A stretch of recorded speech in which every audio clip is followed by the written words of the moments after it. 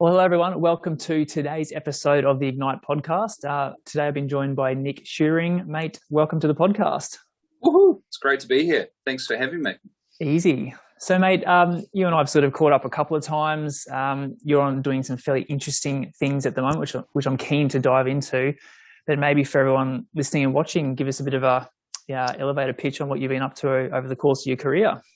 Yeah, gosh, how do you sum up 20 years of chaos and noise all in 30 seconds? I guess I've been working for myself basically for the last 15 odd years. I've kind of found myself always at the start of like an emerging industry, an emerging trend, whether it was mobile consulting or online dry cleaning or co-working. I always have found myself kind of at the kind of start of what might be a trend, and now is no different with Carbon Planet. It's definitely at the front of a new emerging kind of industry and trend as well. Over the last 10 years, I co-founded Biz Dojo in New Zealand, which was the largest startup hub and co-working network. We had many thousands of people working out of the spaces across New Zealand, and I think well over 100,000 people through events over the 9 years that we were operating. And we went from a space with about 6 people in it back in 2009, scaling sort of 300 to 400% year-on-year growth up to thousands of people across 9 locations, 14,000 square meters. So it just grew like a virus, really, and went after exiting that, and the sales process of exiting the business was pretty transformational and brutal. It was a hostile buyout of the company. I ended up relocating over here to Australia, and I've been in Brisbane for the last 3 years, and I did a huge career shift. So I wanted to kind of spend the next 10 years of my life making a difference on some of the big SDG goals, and one that I was really passionate about is water. And so I joined a big engineering firm after a stint with a not-for-profit, helping them. And now I find myself working on addressing a massive issue around climate change with carbon. So, trying to make traceable, trackable carbon offset a reality and more defensible. So, elevator pitch-ish. No, mate, that's awesome. So I guess we kind of met when you were in your or finishing up your journey with GHD. So I'm kind of curious to kind of unpack that in terms of what you did there, because I feel like particularly for my listeners and viewers, hugely curious about what you were pursuing there in the water space. And then super interested to dive into what you're doing now, because I know you and I have been having some messages over LinkedIn. The words NFTs and carbon offsetting and all sorts of stuff are in there. So, mate. So I guess, to your journey with GHD, maybe give us a bit of a summary on that and where you got to and the work you were doing. Yeah, well, I think it's a really interesting one when you think about how do I scale my impact? How do I move faster? And when I think back to my kind of first major startup, it took 9 years to build a business that was worth sort of tens of millions. And I kind of went, I don't want to take that long to kind of create that impact. I want to try and do it faster. And actually, I ended up with GHD through when I was at WaterStart, which was a really amazing not-for-profit that was about funding technology adoption for large water utilities across Queensland. I kept meeting all these great startups with all these great ideas, and I wasn't quite sure, how good was the idea? Is it something that's already established? And this person kept getting mentioned to me all the time, and her name was Saskia Hunter. And Saskia was a principal wastewater engineer from GHD.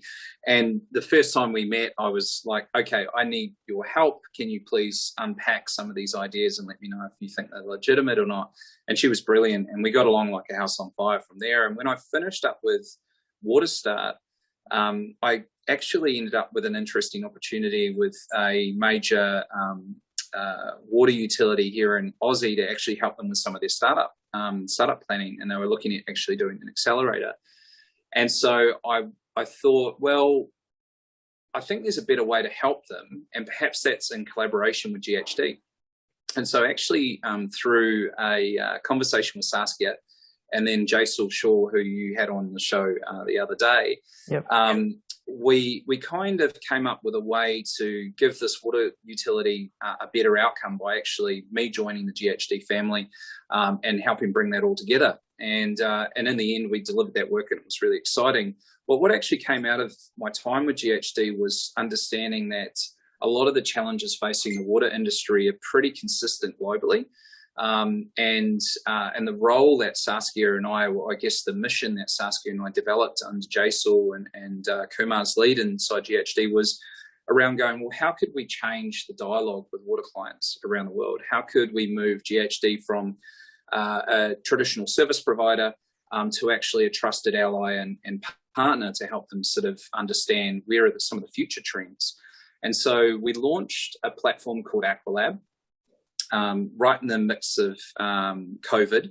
So, all of our planning around travel and a national rollout program out the window. Yep. Best laid plans. Yeah. And we kind of had to do it all remote from Brisbane, and obviously, like many organisations, GHD was trying to be as sensible as it could be with its cash flow. So we had to adapt and try and do things as a startup on a shoestring budget. And through that, we ended up with about 58 odd major water utility clients from across the globe who joined the community. And it was the first time GHD had launched a podcast. So we launched the first podcast that they'd ever done, which was really exciting. Future Water podcast. And that was, again, industry interviews, much like what you're doing. But it was really less about how do we as GHD sell, but more about how do we listen and how do we get involved with the ecosystem, both other engineering firms, water clients, technology providers, and actually try to bring everyone together in a bit of a neutral space. And so, it was a shitload of learning. It was exciting. I'm curious to dial into that, because I think everyone's like, you and I've caught up a few times, and I love listening to your talk because it's very, like, you've done heaps of stuff, and you move at a fast pace and a fast speed. There's always probably about a bazillion thoughts going through your head at any one time. ADHD at its finest. Oh, right. Okay. Good to know. What were your key learnings? Like, I guess when you're looking at trying to bring those stakeholders together, you're trying to bring people together, you're doing something that's innovative and hasn't necessarily been done before. So you're kind of in that future planning space. How did you go about trying to bring people along for the journey, turning that into something that's tangible? People actually go, hey, this is an awesome idea. We should get on board here. Because I think a lot of what I do with my clients is, from a coaching point of view, is trying to get them to think strategically. Let's get out of the weeds. Let's get out of the day-to-day. Let's think more strategically. Where's your market sector going? What are opportunities in your market sector? How can you position your team or your business to be at the forefront of that? And not many people get the opportunity to do that. So I'm curious about your learnings and how you approached all that. Yeah. Look, great question. And I think this is part of the interesting kind of foundational stuff of having run and developed my own services business with BizDojo and some of the other consultancy stuff. So at the end of the day, BizDojo's customer base, they could pick up their business and change. There was only a 1-month commitment, and they could, if they didn't like what they were getting, they'd go somewhere else. And so 10 years of developing, trying to kind of interpret what you weren't saying, trying to work out what's Josh really saying when he's doing this. How do I provide you the products and services that will actually, you go, I didn't even realize that was a problem I was trying to solve. Thank you so much. We spent a long time doing that. And so trying to bring that across to GHD was actually really interesting because, very, legacy organization, been around for over 90 years, average tenure in the business somewhere around 11 years. And so you've got an incredible wealth of experience, but you've also got this challenge of like, oh, this is what I've always done. I've kind of come up in the organization. I may not have actually experienced other industries or other organizations. I may have actually stayed on, I've maybe never been on client side. I've only ever been a service provider. And so what I probably underestimated was how important it would be to bring the internal stakeholders on the same journey as the external ones. And subsequently, I think I probably was, probably a little bit frustrating for some of the internal folks, as well as naive as to just the speed in which change can happen inside a company of 11,000 staff. Now, it's not to say that they're not motivated to change, but it's when you're dealing with projects of that scale, you're dealing with people who have been doing a very similar thing for a long time. It's going to take some time to actually shift that way of engaging with a customer. Yeah. Especially if you've been really reliant on getting a tender, right? There's a submission go up, we go on the website, we download it, and let's jump into it. And that model has worked really well. And I think what's actually caught a lot of engineering firms and a lot of organizations offhand is that the whole process around tendering and panels has changed dramatically in the last couple of years. And GHD, like others, have had some real upsets with traditional clients that have been with them for a really long time, making the decision to actually step back and completely shift how they might operate their procurement panel, which often completely caught people by surprise. And I think that's, if there was one thing that we were trying to address, I suppose, with Aqualab, it was about how do we better understand what could potentially happen when that panel would be going? What are the real things that this organization is worried about? What's keeping them up at night? Because it may not be what's in the tender documents that they're releasing. Yeah, and I think that's the nuances of the political undertones inside those organizations and those kind of things. I think a project isn't just a project anymore. You actually have to be able to have a holistic view of the entire ecosystem that's influencing that decision. And I think for GHD, like many others, those are a whole set of new muscles that are going to take time to develop. And how do you, I'm super keen to dial in on that. How do you, or how did you, and how would you moving forward? Because again, it's the client relationship piece, and it's understanding your client's world on a level that we've not ever experienced before. So clients want so much more now. They kind of just assume that you can do the technical piece. They go, yeah, I get it. I assume that you can just do that technical element. I assume you've got a whole bunch of engineers that can punch that out. I'm finding that with my clients and the people who are winning at the moment, it's those individuals that can really get inside their client's mind. And I love what you talked about before with your previous business about kind of almost handing a client something and they're like, I didn't even know I needed that, but thank you. How would you recommend people go about that process? Look, there's some actual hard truths that have to be asked inside the organization itself. And I think that it's very easy to come at a client's problem from a point of technical superiority and go, hey, this is just a technical problem, when in fact it's actually an incredibly social issue and a political issue that client's trying to navigate. And that requires a deeper dialogue than, I suppose, some pre-scoping and a bit of time as part of a tender process. And I think this is an interesting one for me, is around why do they outsource that work?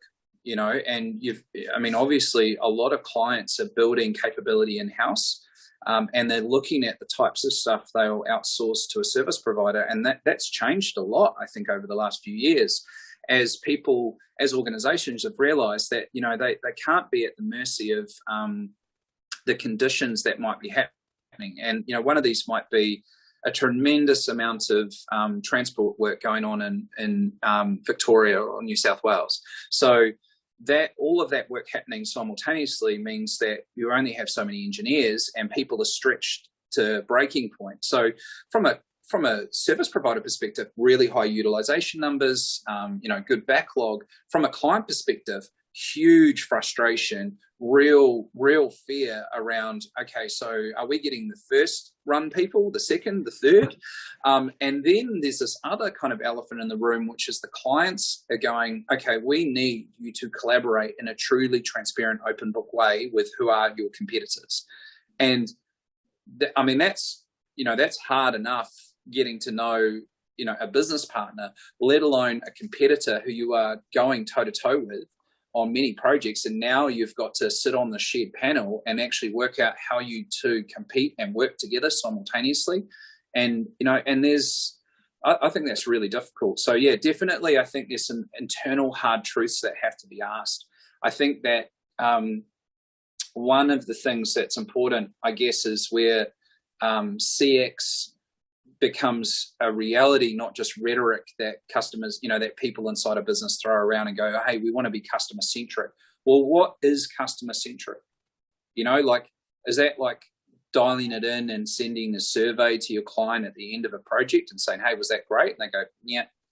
I found it really interesting analyzing some of those types of reports and actually going, we might have had a really positive output from a project, but yet we lost that client. And so you're going, so if we had a really positive outcome, but we still lost the client, why did we lose the client? What was the underlying driver to that?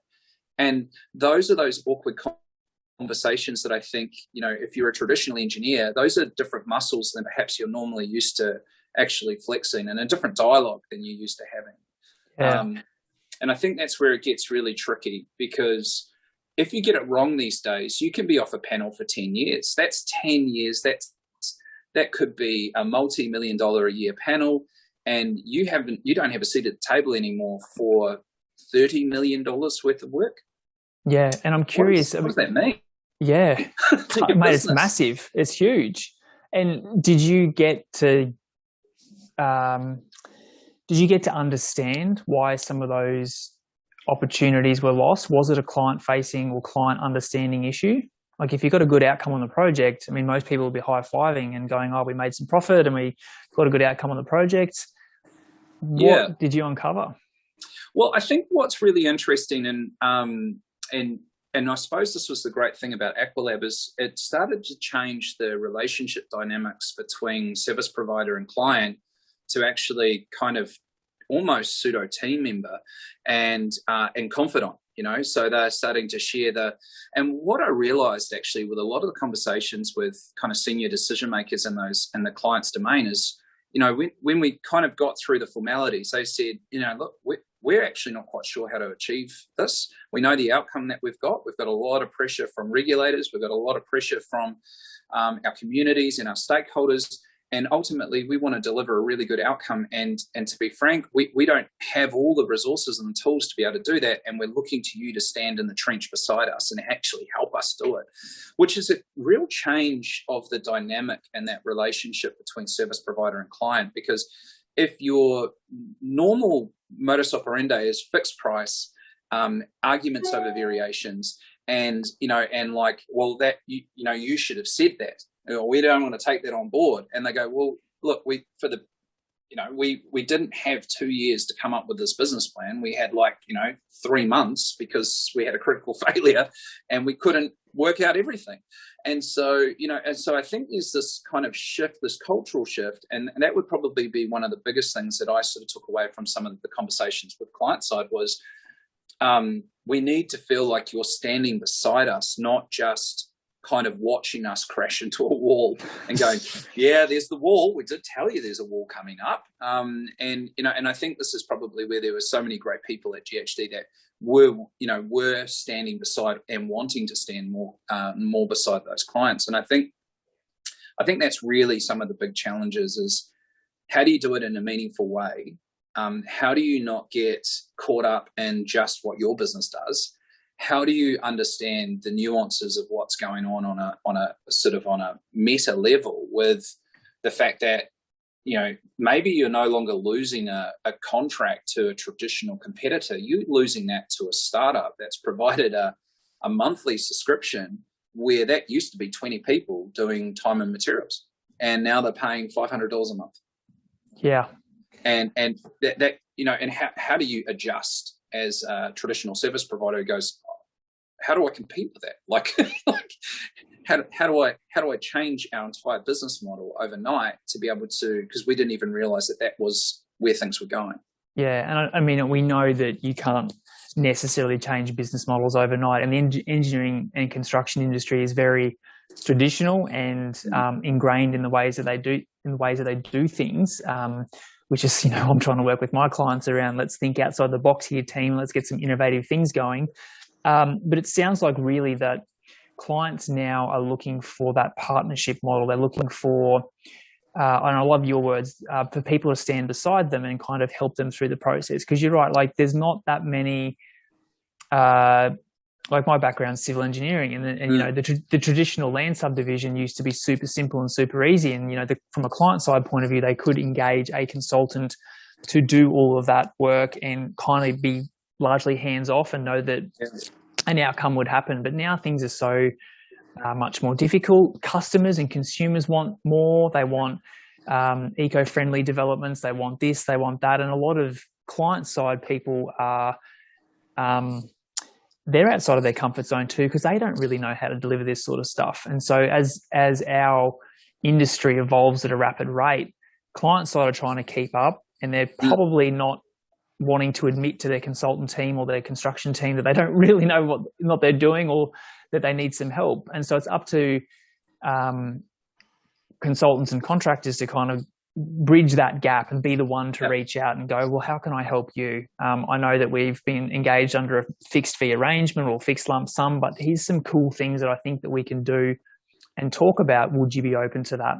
And I think this is really part of it, right? And look, I had a conversation for Carbon Planet with a potential client earlier in the week, and as they're trying to navigate through net zero and what does it mean, and actually fundamentally struggling with the fact that they're going, look, I don't even know how we can get to this, because like I'm stressing out about how do people drive to work? Are they driving a diesel vehicle? If they drive a diesel vehicle to work, does that mean that we can't have this as net zero? And just like just feeling totally overwhelmed. Wanting to move their business forward on that in that very large organization, but just fundamentally going, like, legislation and things are changing at such an unprecedented rate. We just can't keep up. We can't even write the internal policies fast enough for the things that are changing on the outside. And if we get it wrong, we end up with our face on Facebook or in Twitter, and we're on the back foot going. And so it's creating some really interesting things. It's creating a real sense of fear and consequence. What happens when things go wrong? So, when everyone's feeling, particularly nervous about major infrastructure projects, and rightly so, there's a lot of money, there's people's lives at stake, there's, lots that are there.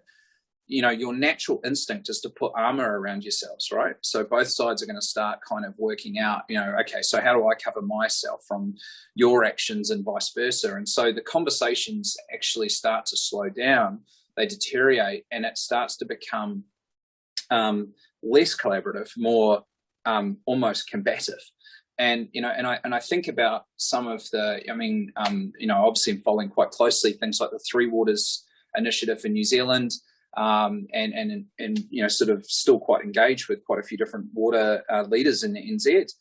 And you can see the complexity of, councils trying to work out between each other, who the top dog is, and, why would I want to, collaborate nationally when I feel like I'm losing control? And so, gosh, what an interesting space for consultants to be in, where you're going, how are we going to navigate this minefield?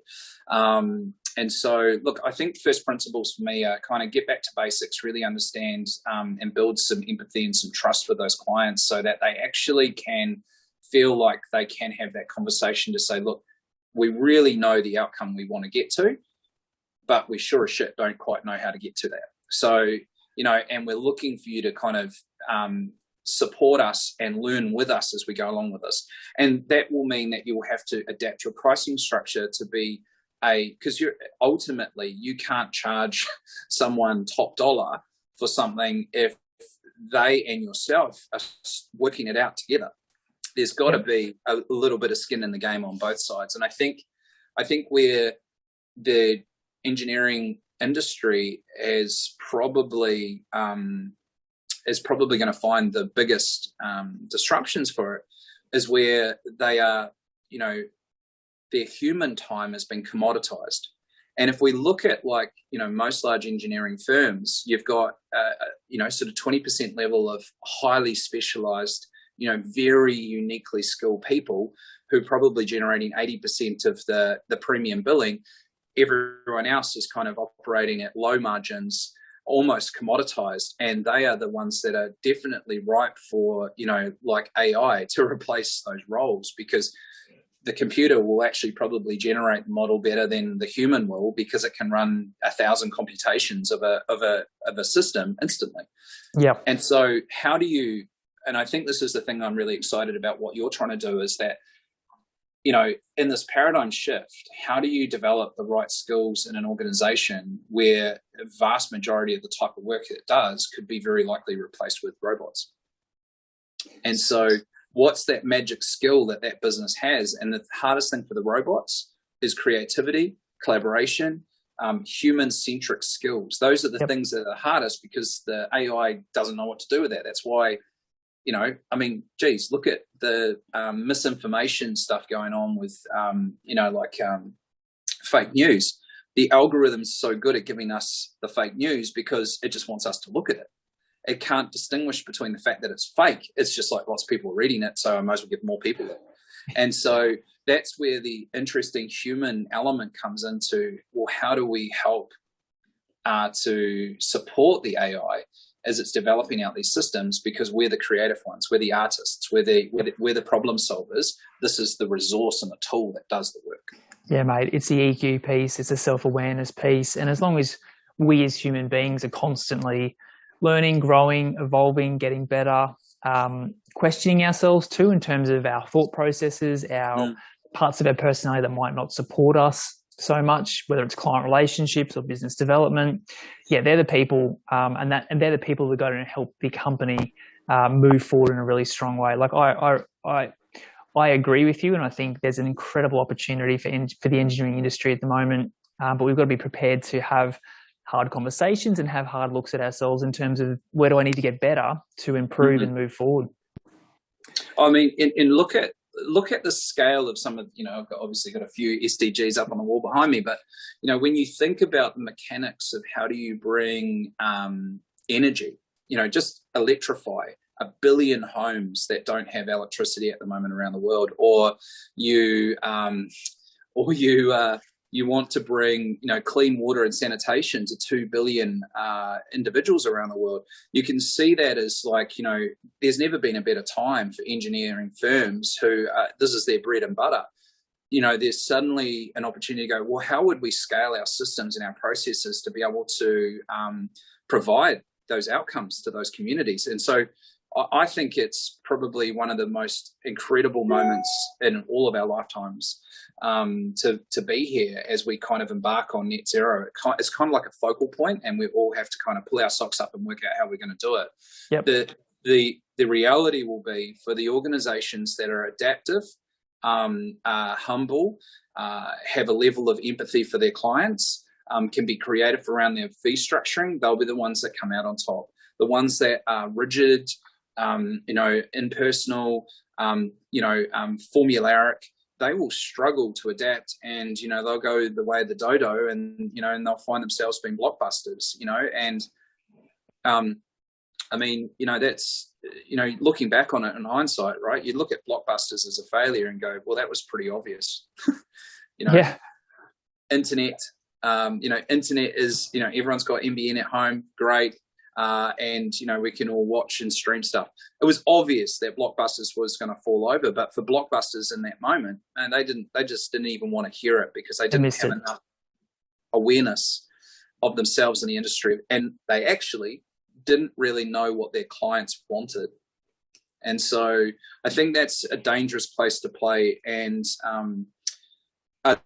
the other thing why I'm ranting on this is that one of the big learnings for me, because I'd never worked for an engineering firm before, was I've always focused on customer segmentation so I've always led sales. I've always led our sales teams and our marketing teams. And so I really want to understand what makes Josh tick.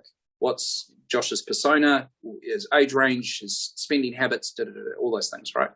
And then I develop products and services to deliver you being more happy. That's it. Just make you more happy. You're happy. Yeah. And one of the interesting things I think for an engineering firm is moving from a project-centric mindset to an industry-centric mindset. And that I saw that often, not just with GHD, with the other engineering firms that I was interacting with. They couldn't move themselves out of just this one project and think this is actually a trend happening across an entire industry segment. And if we don't adjust ourselves, we're going to lose not projects, we're going to lose entire lines of customers because we haven't adjusted ourselves to an industry trend rather than just a project outcome. Yeah. And the consequence of that, like we said before, that's 10 years off a panel. And that's a long time to pick up the pieces. But mate, like you said, there are opportunities out there at the moment if people are willing to implement a lot of what we've spoken about in the last 30 minutes. So, mate, Carbon Planet, tell me more. So, yeah, Carbon Planet. This is the interesting thing. So when I stepped out of GHD, I actually really wanted to focus on SDG outcomes and work out, how to focus more on the outcomes and try and deliver some of these global trends. And so I had started having lots of different conversations with clients about lots of different things. And through that, there was this kind of underlying thing where everyone was like, look, we're trying to adjust ourselves towards net zero. We're trying to decarbonize our infrastructure. And so, I was kind of initially making the decision to kind of go down that consultancy path again. And really, I was at odds with it because I was going, well, I don't feel like this is as scalable again. I'm kind of falling back into this telling people what to do rather than helping them do it and stand in the trench. And actually, I met Kath, who's our co-founder and CEO, and through her passion for resource management, she's worked as the ex-head of water for Brisbane City Council. She was with Greening Australia. Now she's one of the directors for Stormwater Australia. What if we could actually pay people who had trees on their land to keep them there? And we could start to track that in a digital way. And so, that was about 4 months ago, and things have evolved very, very rapidly. So essentially what Carbon Planet does is we create full traceability and trackability for carbon offsetting. But we wanted to go further than that. So carbon offsetting is a starting point, but ESG outcomes is where we're really targeting. And so we work in conjunction, almost like a partnership with landholders. They might be traditional owners or Indigenous owners, First Nations people, public landholders, major farmers that might have virgin land or standing forest on their property. And what we want to try and do is regenerate and replant that land. And restore it to a native state. So we don't plant pine trees. We don't do any of that stuff. What we do is actually large scale native restoration projects across water, across catchments, all sorts of stuff. And so the goal is huge. We want to have 4 million acres on our platform by 2025. 4 million acres sounds like an awful lot, and it is an awful lot. But to put that number in perspective, the fires that ripped through Australia in 2019 devastated 25.5 million acres.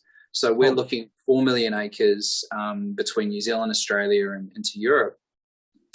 And this is kind of growing kind of quite quickly. So if you imagine we overlay a digital grid over top of a physical plot of land, and we create a digital twin of that forest or that land that we're planting.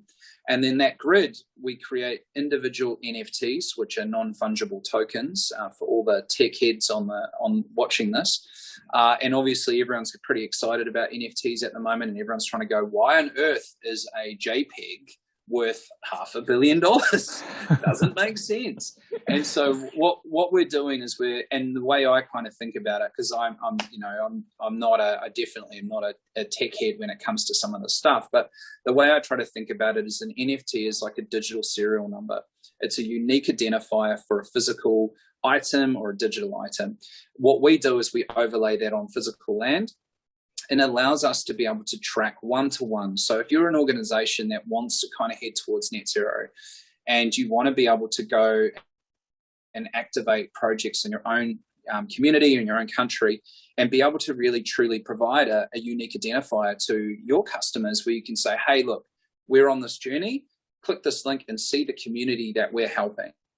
And so that's the level of granularity that we're looking to provide. And we've created an entirely new product set, which we call an impact credit, which combines both carbon offsetting as well as ESG outcomes. So what does that actually mean? Well, we're one of the first products that will actually directly stop deforestation by paying landholders of standing trees to keep their trees there.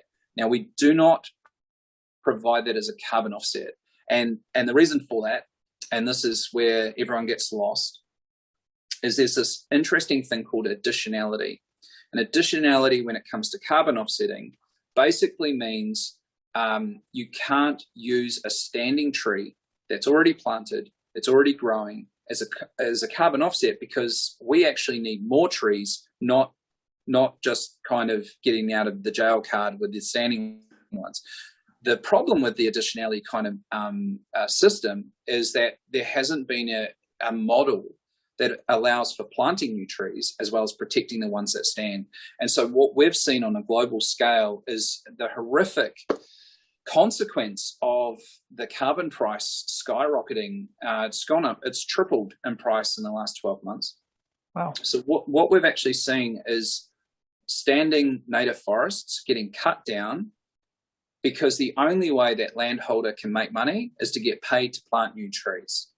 And that is obviously a devastating result. So, we want to create, obviously, the planting of more trees, but we don't want to do that at the cost of cutting down what we've already got there. So 4 million acres is what we want on the system. That'll give us the ability to sequester about 93 million tonnes. And the thing that's quite unique with what we've done is we're connecting both IoT sensors on the ground. So we're actually putting soil carbon sensors, biomass carbon sensors, methane sensors. So we're doing a full stack. So sensors, grids, NFTs, and direct income for landholders. And so, so it's been quite intense, I would say. Mate, there is so much in that download. I'm just sitting here going, there's probably an entire podcast episode dedicated to that. Like, I'd love to unpack more of, like, it just sounds like we talk about being innovative, we talk about being at the forefront of trying to solve clients' problems. Well, that's obviously a massive problem, that, because I worked on in my time worked on plenty of projects where they needed to find offset areas to plant trees, and you're right, like they were often in fairly terrible areas or on corridors or fringes of highways or motorways, that sort of stuff. And mate, it just sounds like that's so exciting in terms of people being able to track down to a single tree level what's actually happening and how their carbon offsets are going. Well, what we're really excited about, and this is where we kind of, carbon offsetting. So this is the interesting thing. You could reach net zero, yet that may not have positive outcomes for the people on that land or other things. It's, and that's why we kind of feel like it has to be more than just pure carbon offsetting. There has to be ESG outcomes. And so last week we engaged with representatives of the Mongolian government through the fantastic team at the International River Foundation. And that conversation was about helping to restore and protect the Tul River, which is one of the largest river systems in Mongolia, where many organizations and communities and nomadic communities actually, they absolutely depend on that river system. And so because we're able to create a scalable, investable product that allows for the restoration of this land, we can be providing carbon offsetting through the planting of new trees in Queensland, for example. But we can also at the same time provide funding towards restoration projects in a catchment area where that isn't carbon offsetting. That's actually the reduction of carbon emitting. So it's quite a unique proposition, which, so far from the dialogue that we've had with, large energy companies or mining companies or aviation providers, what they're saying to us is they want to go beyond carbon. They want to be able to actually provide social governance and environmental outcomes on the ground in those communities. So, look, it's, the challenge that we face as humanity to try and get our rising temperature under control is that we currently offset 0.04% of the 50 billion tons of carbon we emit right now every year. Wow. So there's a fair bit of headroom for growth. And if we think about the $8 billion of economic income that's going to be generated here in Southeast Queensland through the Olympics in 2032, the big question we should be asking ourselves is, how can we use that investment and that opportunity to actually create social impact across the whole of Queensland and further afield into other states as well? Because this is the first Olympics that they have pledged to be climate positive. And what the heck is climate positive? In case your listeners are going, I am curious. Too many terms. There's too many terms. I can't keep up with it. And so climate positive essentially means that you are able to, through the interventions and the projects that you're doing, you are actually able to process or store more carbon than what you produce. And so, so basically what that means from a Carbon Planet perspective is every single NFT we sell is a climate positive NFT. So there's energy consumption in the production and the minting of that NFT, but every single one plants 43 trees, which is a ton of carbon that can be sequestered every year. And so we are developing our business as a B Corp from the start, which means that we're trying to be not only as environmentally efficient as we possibly can, but also socially. So, we don't want to see, the exploitation of, underage workers and people planting trees for Australia in communities around the world where they're not being paid living wages and they're not being looked after. So, we're collaborating with some incredible local technology companies that can plant up to 40,000 seeds a day of the seed for a tree. And so we're really excited to kind of scale the impact. I could talk all day about this. I know, that's huge. And running out of time. I 100% agree. We should do another one because I'm keen to dive into NFTs, how people can help and be part of this, because I think you're really at the forefront of something pretty cool. And net zero and carbon emissions and all that sort of stuff has been thrown around for ages as a bit of a, I'm not going to use the word token, but it's kind of like a thing that companies kind of have to hit, and they don't really realize what's involved, how do they get there, and they do the bare minimum. And it's refreshing to hear that you're talking to mining companies now that are looking at going, well, we want to do more. We want to have positive social impacts and that kind of thing. So, look, one of the biggest problems that we actually face, for our listeners here in Australia is that there actually often isn't projects big enough to be able to do their offsetting here in the local community. And so, when it comes to kind of climate impact, we have to, this is kind of the interesting thing. It's kind of capitalism with a purpose. We're actually capitalism kind of got us in this mess. But if we can be smarter and use a systems approach, which, should work for every engineer who's listening to your show right now, every, circular economy or donut economics, whichever kind of term you want to use it, it's a systems approach. We can't fix one thing without fixing another. If we want to stop burning coal, well, we've got to work out how we can provide heating and food cooking for people who rely on coal or on natural gas to do that right now. So, we just can't switch one thing off without creating 10 other problems. So that's where the ESG goals come in. So, but perfect, mate. Love it. So, mate, final question for you. Mm-hmm. If you look back over your career and, all of your learnings, all the things that you've succeeded at, maybe things that haven't gone so well. Yep. And you're sitting down having a beer or coffee with a 10-year younger version of yourself. What advice would you give to that 10-year younger version of yourself? Well, that is a brilliant question. I love that question. And I actually try and do it all the time. I try and think, what will my 10-year older version kind of shake their head at me? And hopefully they're still around. Look, I think a big part of it is understand the destination. Like when I exited my business 3 years ago, I hadn't really thought more than sort of 90 days ahead. I didn't really kind of have a vision of where things would end up. And therefore I was kind of like navigating to the next service station, not knowing where the final destination was. And GPS, I just keep going from service station to service station, driving around.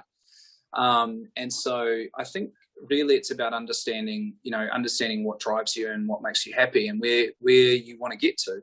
And then kind of working back from there, like, hey, I want to have this kind of lifestyle and I want to be able to do these types of things. What do I need to put in practice to be able to actually realize that? Because I think often we go about it the other way, which is like, I don't even think about how much I need to earn. I don't even think about what I want to get to at the end. I'm just kind of living in the moment. And so, yeah, I would probably say just make sure you've got a good destination. That'll change and evolve, but you've got to have a horizon that you're aiming for. Otherwise, you just don't go anywhere. I think the other part of it is, follow your intuition, follow your stomach, and see things as learning opportunities. I've gone through some interesting moments in my life and challenges with mental health, and I've and actually just on the weekend, someone I knew actually took his own life, and that's hit a lot of us really hard in New Zealand, and has just exploded through LinkedIn and other areas. And in these moments, I think it's also really good to reflect on our humanity for each other, and that we're all battling it out, and we all put on a brave face. And when we see that someone's not actually doing too great, let's owe it to each other to kind of reach out, because who knows, we might very likely be that person in that bad space at some point, desperately wanting someone to help pick us back up as well. So that is a very long answer, but no, mate, that's good. I love it. Just be a good human. Yeah, and sorry for your loss, mate. That's huge news. Yeah. Oh, look, and sorry to always that kind of thing is a tough one at the end of a podcast. But what's the most beautiful thing that's come out of something so horrific and so tragic has it's catalyzed thousands of us to say that it is not okay. How things can transpire, and how we as a community, media, and others really need to have some humanity, some empathy, and think about the consequence of how, there's a way to report the news, but at the end of the day, we're all human beings, and we all have feelings, and we all have dreams, and we all have fears. And just because we might be in the public eye doesn't mean that we don't feel the kick in the guts. We really do. In fact, we might feel like we never stop getting kicked in the guts. So anyway, look after yourself. Be a good human. That's it. Don't be a dick. Don't be a dick. Well, that's a great way to end the podcast. So, mate, where can people follow along with you in the journey? So obviously I'm quite prolific on LinkedIn, so just search my name on there, Nick Shewring, and you'll find me.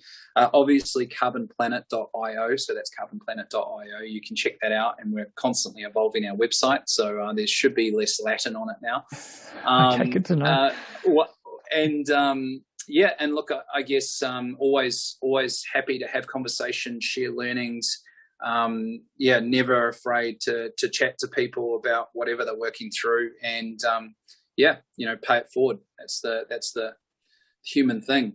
It's worked really well for me in my career. Pay it forward to others, and doors just continue to keep opening for each other. Beautiful, mate. Thank you so much for your time today, dude. I absolutely loved it. Pleasure.